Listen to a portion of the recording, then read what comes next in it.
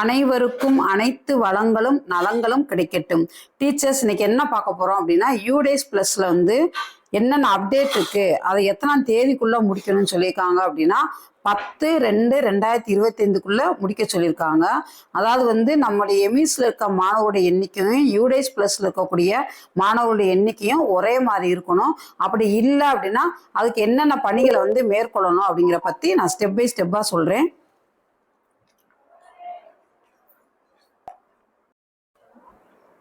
யூடேஸ் plus தளத்தில் அந்தந்த வகுப்பாசிரியர்கள் update செய்திட வேண்டிய முக்கிய பணிகள்னு சொல்லியிருக்காங்க.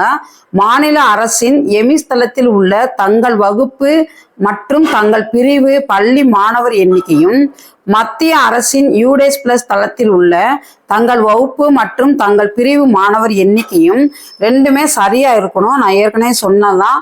இதுல ஏதாவது தவறுதலா இருந்துச்சு அப்படின்னா நம்ம யூடேஸ் பிளஸ்ல போய் என்ன செய்யணும் அப்படின்னா டிராபாக்ஸில் போகணும். வித்தியாசம் இருக்கக்கூடாது. அவ்வாறு எமிஸ் அண்ட் யூடேஸ் பிளஸ் எண்ணிக்கையில் இன்றைய தேதியில் 23/1/2025 வேறுபாடு இருப்பின் மிஸ்ஸிங் மாணவர்களை டிராபாக்ஸில் தேடி அவர்களை தங்கள் வகுப்பிற்கு 27/1/2025 திங்கள் கிழமைக்குள் அதை மாற்றிடணும் அப்படின்னு சொல்லியிருக்காங்க. வேறு மாநில மாணவர்கள் தங்கள் வகுப்பில் படித்து வந்தால் அவர்களை ஈர்த்தல் தொடர்பாக பிஆர்சியை தொடர்பு கொள்ள வேண்டும். இப்போ வேற ஸ்டேட்ல இருந்து நிறைய பேர் படிப்பாங்க, அதை என்னன்னு பார்த்துக்கணும். மிஸ்ஸிங் மாணவர்கள் இருப்பின் 10/2/2025 பிஆர்சிக்கு தகவல் தெரிவிப்பது அவசியம். எமிஸும் யூடேஸ் பிளஸ் இரண்டிலும் தங்கள் வகுப்பு மற்றும் பிரிவு மாணவர்கள் எண்ணிக்கை சரியாக இருந்துச்சுன்னா ஒரு பிரச்சனையும் இல்லை. வேற தவறுதலா இருந்துச்சுன்னா அது கஷ்டம் அப்படின்னு சொல்றாங்க. வகுப்பாசிரியர்களின் முக்கிய பணி ஹைடெக் லேப் கணனியில் மேற்கொள்ளும். ஹைடெக் லேப் இருந்துச்சுன்னா அதுல போய் இந்த வேலையை பார்க்கலாம்னு சொல்லியிருக்காங்க. யூடேஸில் உள்ள கீழ்காண 48 கேள்விக்கான விடைகளை அந்தந்த வகுப்பாசிரியர்கள் அந்தந்த பெற்றோரிடம் கேட்டு தெரிந்து உறுதி செய்து கொள்ள வேண்டும் அப்படின்னு சொல்லியிருக்காங்க. அதாவது 48 கொஸ்டின் கேட்டிருப்பாங்க.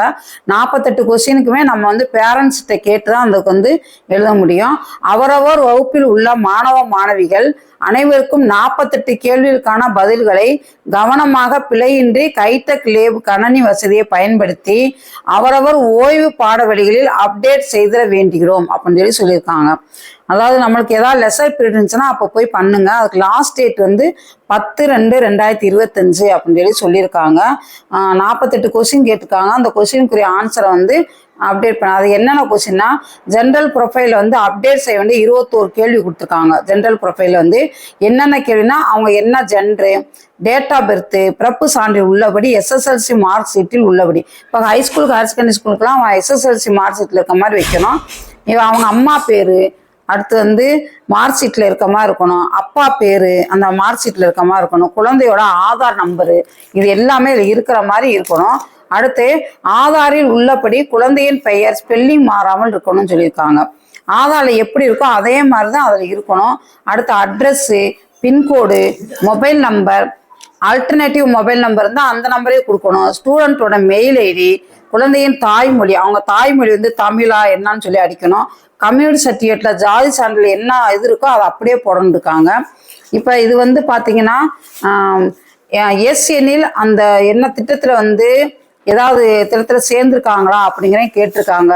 எமிஸ்ல ஏதாவது டிஸ்அட்வான்டேஜ் இருக்கா, சிடபிள்யூஎஸ்இன் சில்ட்ரனா இருக்காங்களா அப்படின்னு சொல்லி கேட்டிருக்காங்க. அப்படிலாம் தான் அதுக்கு தகுந்த மாதிரி நம்ம ஆன்சர் பண்ணணும். அடுத்து டிசபிலிட்டி பெர்சன்டேஜ் எவ்வளோ இருக்கு அப்படின்னு கேட்டிருக்காங்க. அதெல்லாம் நம்ம ஸ்கூல்ல டாக்டர் சொல்லியிருப்பாங்க. அதுக்கு தகுந்த மாதிரி நம்ம பண்ணணும். இது எல்லாத்தையும் முடிச்சுட்டு மேற்கான தகவல்கள் ஒவ்வொரு மாணவரும் ஜென்ரல் ப்ரொஃபைல் அப்டேட் செய்யப்படும் வேண்டும் சொல்லியிருக்காங்க. அடுத்து கீழ்கண்ட 13 தகவல்கள் என்ரோல்மெண்ட் ப்ரொஃபைலில் போய் நம்ம அப்டேட் செய்யணும்.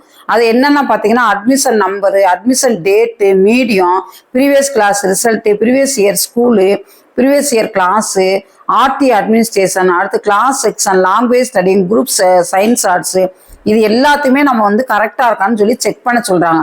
ஏன்னா அப்போ அந்தந்த கிளாஸ் டீச்சர் அந்த ஒர்க் பண்ணால் தான் கரெக்டாக இருக்கும். அடுத்து student study studying any 4 other than languages, ஏதாவது 4 லாங்குவேஜ்க்கு மேலே படிச்சுக்காங்களாம். ப்ரீவியஸ் இயரில் ஆனுவல் மார்க்ஸ் எவ்வளோ, ப்ரீவியஸ் இயரில் அட்டண்டன்ஸ் எவ்வளோ கொடுத்துருக்காது, எல்லா கொஸ்டினுக்குமே நம்ம ஆன்சர் பண்ணணும்.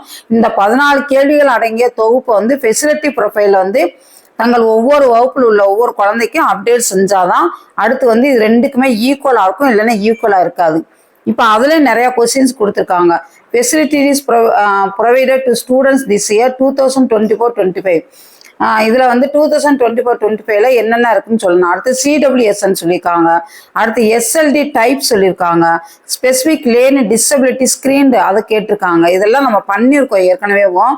அடுத்து வந்து வெதர் ஏஎஸ்டி ஆர்டிசம் அதை பத்தி கேட்டிருக்காங்க. அப்புறம் பார்த்தீங்கன்னா higher education level, student weight, இது எல்லாமே நம்ம பண்ணி வச்சுக்கணும். நம்ம எல்லாமே அதெல்லாம் சரியா இருக்கான்னு சொல்லிட்டு என்சிசி, என்எஸ்எஸ், ஸ்கவுட்டு இது எல்லாத்தையுமே நம்ம செக் பண்ணிட்டு இந்த கேள்வி எல்லாத்துக்குமே துல்லியமான ஆன்சர் வந்து எல்லாத்தையும் கொடுத்துட்டு 10/2/2025 யூடேஸ் பிளஸ் தளத்துல போய் அப்டேட் செய்யுங்க அப்படின்னு சொல்லியிருக்காங்க. இதுல பாத்தீங்கன்னா நம்ம ஹைட்டு வெயிட் எல்லாமே நீங்க பாத்தீங்கன்னா டிஎன்ஏசி ஆப்ல வந்து நம்ம வந்து இது பண்ணிருப்போம். நம்ம வந்து எல்லாமே நம்ம வந்து எடுத்து வச்சுக்கோம். அது எல்லாமே சரியா இருக்கா அப்படிங்கிறத எல்லாத்தையும் செக் பண்ணிட்டு இந்த கொஸ்டின்ஸ் எல்லாத்தையும் செக் பண்ணிட்டு நம்ம வந்து அப்டேட் பண்ணணும்னு சொல்லியிருக்காங்க. மறக்காம இந்த சேனலை வந்து லைக் பண்ணுங்க, ஷேர் பண்ணுங்க, சப்ஸ்கிரைப் பண்ணுங்க. மறக்காம சப்ஸ்கிரைப் பண்ணுங்க. தேங்க்யூ.